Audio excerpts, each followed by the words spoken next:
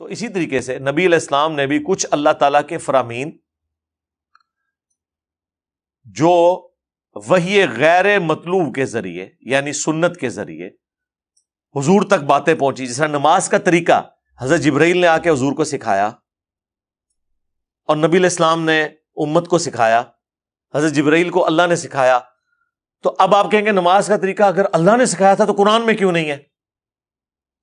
سمجھ آئی بات کی؟ اگر نماز کا طریقہ اللہ نے سکھایا تھا تو قرآن میں کیوں نہیں ہے؟ اس لیے کہ سنت میں آ گیا. تو حدیث قدسی اگر اللہ کا فرمان تھی تو قرآن میں کیوں نہیں ہے؟ اس لیے کہ سنت میں آ گئی.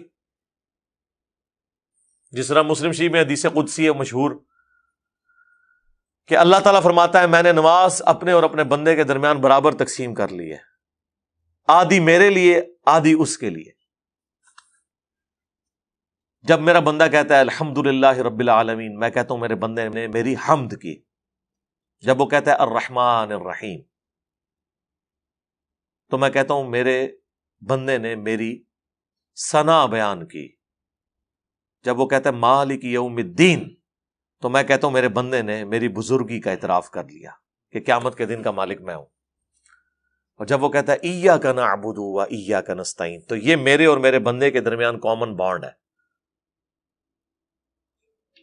یہ کامن بانڈ ہے، ایاک نعبد و ایاک نستعین، عبادت تیری کریں گے، دعا تجھ سے مانگیں گے. اور جب وہ کہتا ہے اہدنا الصراط المستقیم صراط الذین انعمت علیہم غیر المغضوب علیہم ولا الضالین آمین، تو میرے بندے نے جو مجھ سے مانگا میں نے اسے عطا کر دیا. تو یہ حدیث قدسی ہے کہ میں نے نماز اپنے اور اپنے آدھی تقسیم، یعنی آدھی اس طرح ہے کہ 3 آیتیں اس طرف ہیں 3 آیتیں اس طرف ہیں. پہلی 3 آیات جو ہیں الحمدللہ رب العالمین الرحمن الرحیم مالک یوم الدین، یہ اللہ کی تعریف ہے. اور آخری 3 آیات اللہ سے دعا ہے جو بندے کے لیے ہے کہ بندہ اللہ سے مانگتا ہے. ایاک نعبد و ایاک نستعین تو کامن ہو گیا نا، اہدنا الصراط المستقیم صراط الذین انعمت علیہم غیر المغضوب علیہم ولا الضالین آمین. اور ایاک نعبد و ایاک نستعین یہ میرے اور میرے بندے کے درمیان کامن ہے.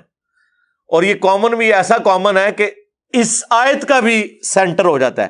ایاک نعبد یہ اللہ کی عبادت ہوگی اور وَإِيَّاكَ نَسْتَعِينُ یہ بندے کا مانگنا ہو گیا اللہ سے. تو سورہ فاتحہ ایگزیکٹ 2 ٹکڑے ہو جاتی ہے. إِيَّاكَ نَعْبُدُ وَإِيَّاكَ نَسْتَعِينُ. وَإِيَّاكَ نَسْتَعِينُ میں جو واو ہے نا، یہ ہے سینٹر سورہ فاتحہ کا. آدھی اس طرف اللہ کی ساری تعریف ہے، اس کی عبادت اور اس کے چرچے، اور آدھی اس طرف اس سے دعائیں ہیں. تو یہ حدیث قدسی ہے. بخاری مسلم میں کئی ایک احادیث قدسیہ موجود ہیں، جس طرح وہ مشہور حدیث بخاری مسلم کی کہ میں اپنے بندے کے گمان کے قریب ہوں جو میرے بارے میں گمان کرتا ہے.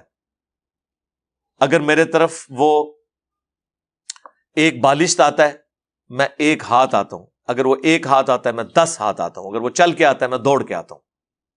تو یہ میں کے ساتھ جتنے الفاظ ہیں نا، یہ سارے کے سارے حدیث قدسی ہیں. حدیث قدسی اس حدیث کو کہتے ہیں کہ جو فرمان اللہ کا ہوتا ہے لیکن زبان نبی علیہ السلام کی ہوتی ہے.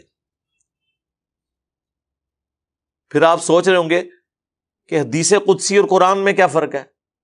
حدیث قدسی اور قرآن میں فرق یہ ہے کہ قرآن میں جو اللہ تعالیٰ کے فرامین ہیں اس میں نبی علیہ السلام نے انہیں اپنے الفاظ میں بیان نہیں کیا بلکہ من و عن اس طرح ٹرانسفر کیا ہے.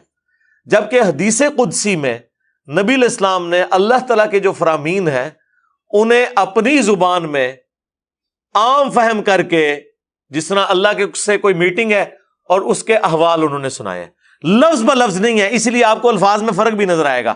قرآن میں آپ کو الفاظ میں فرق نہیں نظر آئے گا. احادیث میں آئے گا ایک ہی حدیث قدسی مختلف جگہ ہوگی، تھوڑے بہت الفاظ کے فرق کے ساتھ ہو. وہ راویوں کا بھی ہو سکتا ہے فرق، اور نبی علیہ السلام اس کو ایکسپلین کرتے ہوئے بھی اس میں آپ کے اوپر کوئی آبلیگیشن نہیں ہے کہ آپ نے ورڈ بائی ورڈ ہی اس طرح بتانا ہے. کچھ چیزیں ورڈ بائی ورڈ بھی بتائی ہیں، جس طرح بخاری مسلم میں آیا کہ ابن مسعود کہتے ہیں کہ نبی علیہ السلام ہمیں نماز کا تشہد اس طرح سکھاتے تھے جس طرح قرآن التحیات للہ والصلوات والطیبات، یعنی ورڈ بائی ورڈ سکھائے. بعض چیزیں دعاؤں میں بھی ورڈ بائی ورڈ ہیں، بعض بالمفہوم ہے. یہ ذہن میں رکھیے گا. نماز میں صرف فرض پڑھنے سے نماز ہو جاتی ہے؟ ہاں جی، فرض رکھتے ہیں پڑھ لینے سے. سنت موقدہ پڑھنی ضروری ہے، پڑھیں، ضرور پڑھیں، ہم تو کوشش کرتے ہیں پڑھیں، کبھی کبھار مجبوری ہو تو چھوڑ بھی دیتے ہیں، لیکن جو آبلیگیشن ہے وہ صرف فرض کے اوپر ہے۔ کیا فرض نماز ہی کافی ہے؟ آپ یہ لکھیں تو میری ویڈیو کھل جائے گی، بخاری مسلم دونوں میں حدیث ہے۔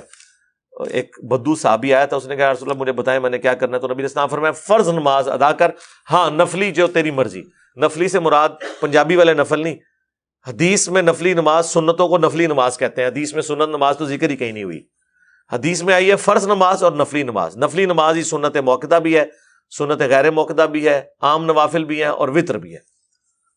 تو اس نے کہا رسول اللہ نہ میں اس میں کم کروں گا نہ زیادہ، تو وہ میری آپ ویڈیو دیکھ لیں۔ اب وہاں پہ وہ کہتے ہیں نہیں، جو اس نے کہا تھا فرض نماز تو اس میں سنتا بھی شامل سن، اس زمانے سے نہیں سن ہوتی ہے بھائی، اور اگر تو کہنا شامل ہے تو پھر اس کے آگے ہے کہ فرض زکوٰۃ ادا کر، تو اس کا کیا مطلب ہے کہ فرض زکوٰۃ 2.5% کے بعد بھی کوئی اور ساتھ سنتے بھی زکوٰۃ دی ادا کرنی ہونی نے، آیا نا داڑ تھلے اتنے کہنا نہیں جی 2.5% دے لی باقی سارا پاک، ادھر بھی بھائی 17 رکھتے پڑھ لی باقی ساری معاف۔ پڑھیں، ہم ترغیب دلاتے ہیں، لیکن یہ ہے کہ وہ آبلیگیٹری نہیں ہے۔ اگر صرف عشاء کی 17 رکھتے بتائیں گے تو کس نے دن رات میں ٹوٹل 17 رکھتے ہیں، اور آپ نے خالی عشاء کی 17 بتائی ہیں، تو آپ لوگوں نے نمازیں پڑھنی ہیں۔